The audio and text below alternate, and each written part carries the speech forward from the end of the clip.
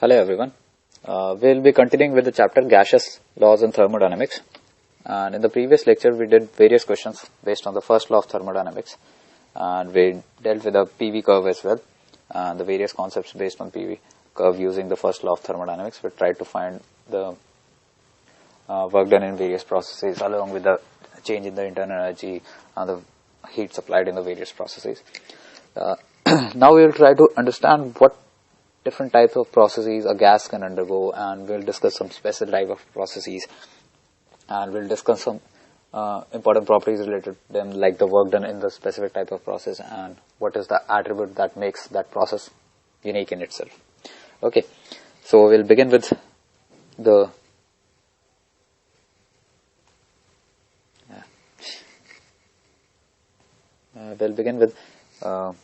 the isothermal process first of all.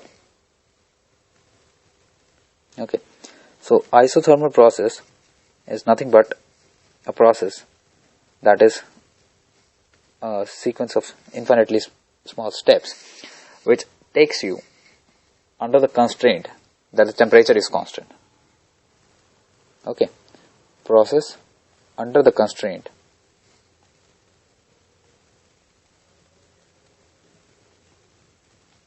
that temperature is constant.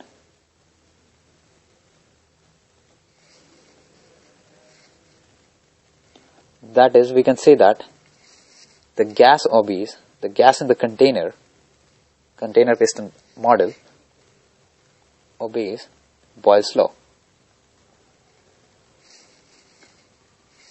Right?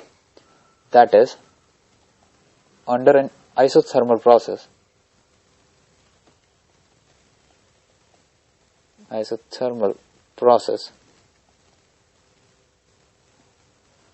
PV is a constant value, right?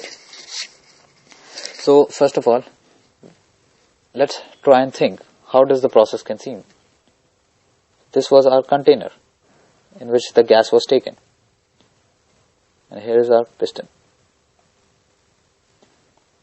Okay, so the gas is present over here.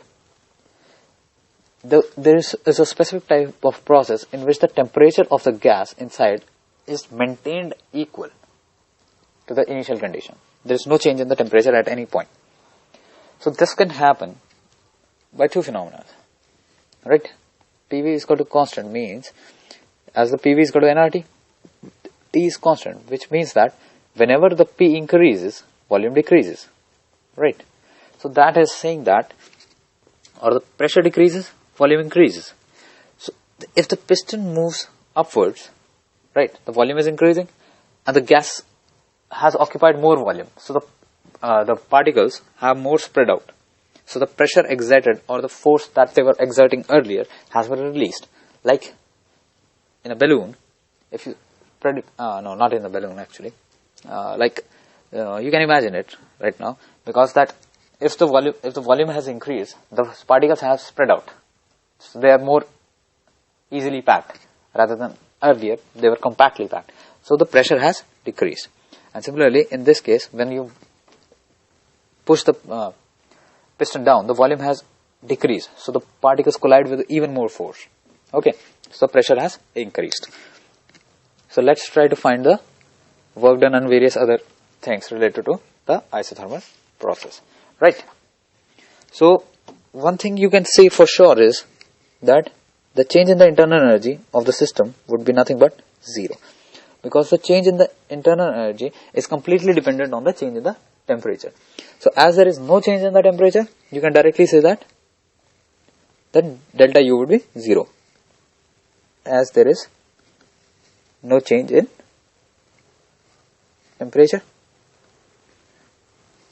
Alright, so you can say that from the first law of thermodynamics, then delta Q is equal to delta U plus W, and this is equal to 0. So all the external energy that you are providing, that goes directly into the work done.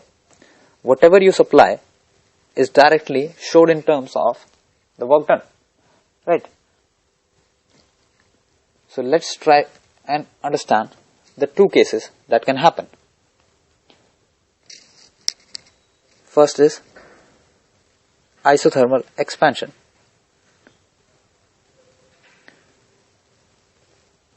Right? Like I said, if the piston is moving forward, upwards, that is, the gas is occupying more volume. Okay. So, if expansion takes place,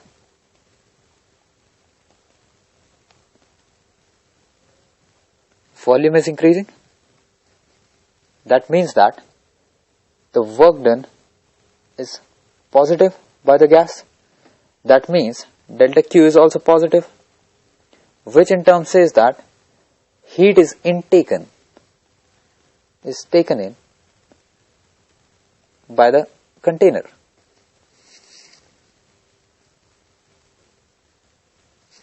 So we can say that both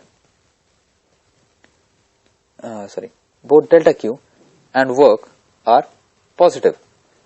And if you try to plot this curve in the form of PV curve,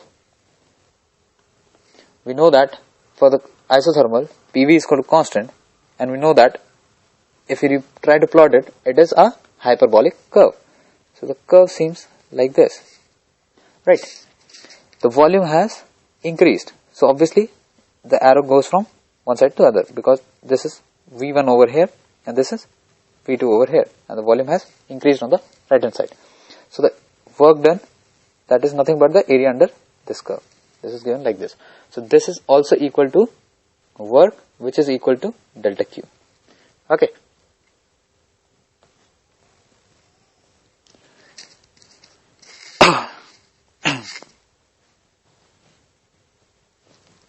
So the other case could be that we are dealing with isothermal contraction or isothermal compression. In that scenario, basically, as the volume decreases,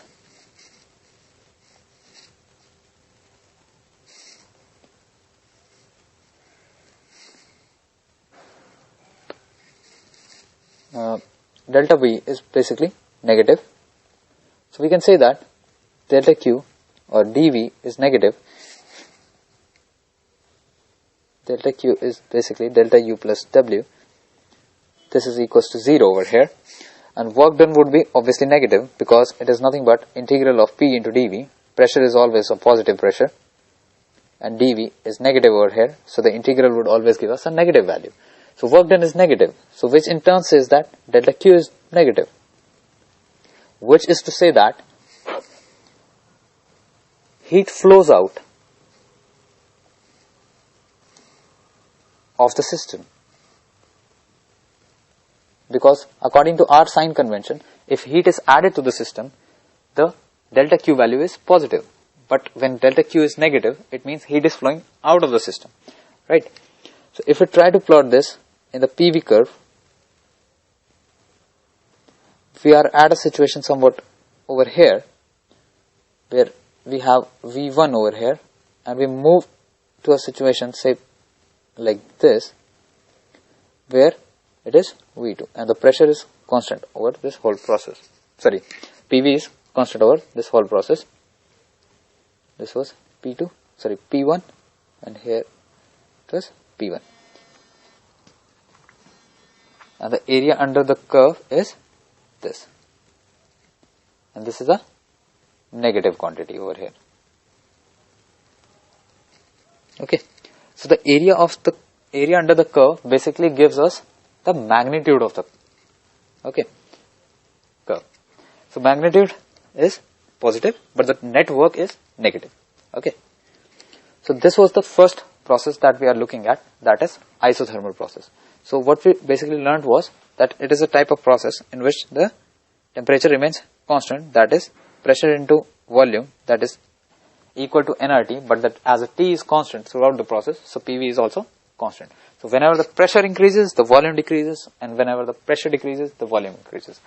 So we discussed the two cases, that is isothermal expansion and isothermal compression.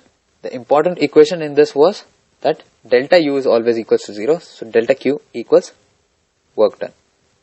Okay, so whatever heat you supply into the system goes into the work done. Okay. Now let's try and do one more process, that is adiabatic process, which says that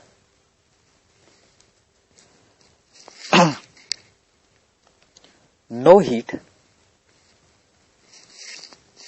enters or leaves the system. Okay, that is, the system, or we can say system, is completely isolated. There is no interaction of the system with the outside environment. No heat enters the process or no heat goes out of the system, right? So basically heat was represented by delta Q, so it is equal to 0. So we have from the first equation of thermodynamics, delta Q is equal to delta U plus work. The left hand side has become equal to 0. So we can say that the change in internal energy is equal to minus W. That is, whatever the work is done, that is a very important point over here, is the work done by the gas is at the expense of its internal energy.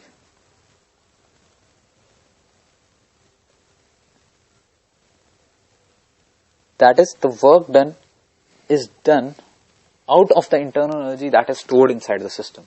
So if it does work, the internal energy would go down. Okay. And if work is done on the system, that is, work is negative, then the internal energy of the system will boost up. Okay. Like, you can imagine it in a similar way, like you are in a room. Okay. If the room is compressed and made smaller and smaller, you feel suffocated and the temperature inside the system gets increased, right? And if you expand it, it's clearly open. If you are standing in an open environment, the environment is cooler. So similarly, because the internal energy is packed into the system when you decrease the volume in that case. And when you expand it, the internal energy is lost, so you have cooler environment, right? The temperature goes down. So, for this characteristic adiabatic process, the equation is PV raised to power gamma remains constant. Like in the case of the isothermal process, the pressure into volume remained constant, but in the case of adiabatic process, P into V raised to power gamma, where gamma is nothing but Cp upon Cv, the characteristic ratio, remains constant.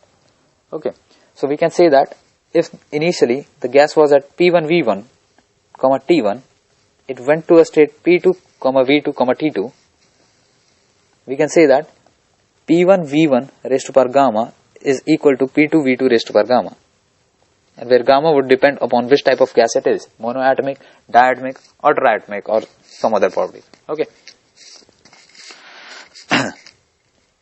So one very important property that you must remember, that comes healthy in order to identify the two curves, that is isothermal and adiabatic, just by looking at the curves in the PV graph.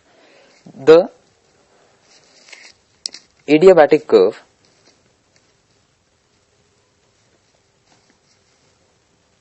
in a PV graph, in a PV diagram, is much steeper than the isothermal part. Okay, so if I draw two curves from the same initial point, this and this, let's suppose, to the same final volume from the same initial volume, V1 to V2, starting from the same state, you can very easily say that this is the isothermal process and this is the adiabatic process. So basically it says that the slope, just by looking at the slope of the graph, you can distinguish between the isothermal and the adiabatic. You can't distinguish between two adiabatic graphs, but if you know that one of them is isothermal and one is adiabatic, and starting from the same point, you can very easily say that the top one would be isothermal and the steeper one would be adiabatic process. Okay. So let's try and discuss, similar to the last process, isothermal process, the two behaviors that can happen.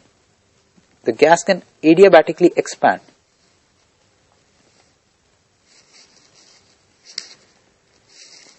Right, adiabatically expand. Right. In this scenario, what you will get is delta Q plus is equal to delta U plus W, as delta Q is 0 because there is no connection with the outside world.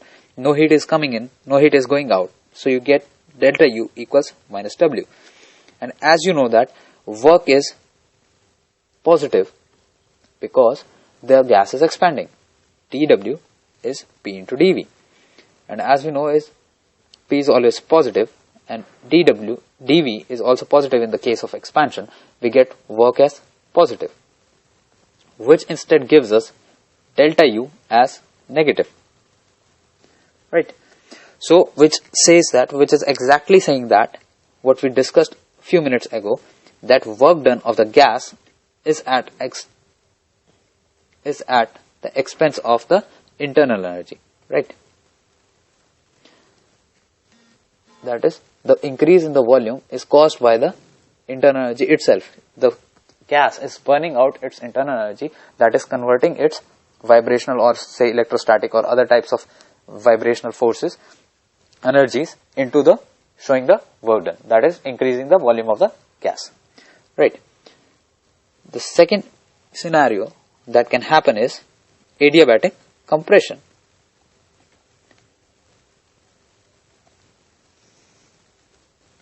Yeah, one thing we left was the representation of this curve in the PV graph. This would be nothing but similar to, you can't differentiate just by looking at it until and unless you don't have the isothermal graph. It would be looking very much similar to the isothermal graph only. As the volume is expanding from V1 to V2, the arrow is on the right hand side. The work is given by the area under the curve. And as it is expressed increasing volume, so work would be positive over here. Right. So in adiabatic compression, you again have the same equation, delta Q is equal to delta U plus W, and delta Q is obviously 0. So delta U is equals to minus W. Now dW is nothing but P into dV. Pressure is always positive. dV over here is negative because the volume is decreasing. So we get that work is negative over here. Therefore, the change in the internal energy is positive. That is, if the work is negative, we mean to say that work is done on the system.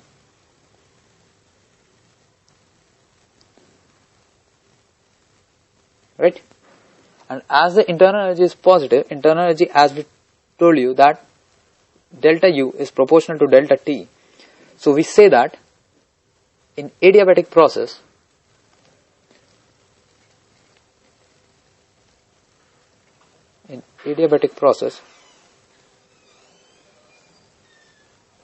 if work is done on the system,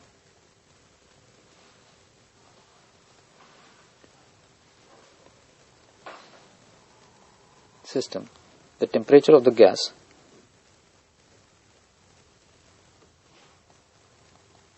increases, and if the work is done by the gas,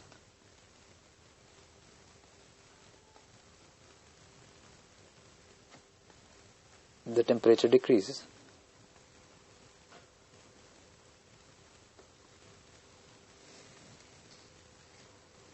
And this is represented in the form of PV curve, very similar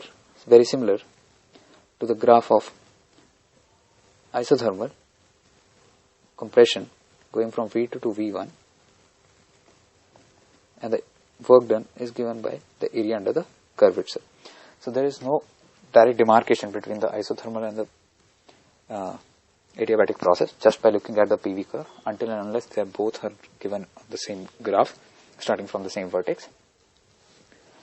So in this lecture we learned very basic concepts about what is a process, two processes, that is the isothermal process and the adiabatic process, and we learned their reference in the form of the piston cylinder environment, and we learned how the internal energy and the work done and the heat supplied are varying.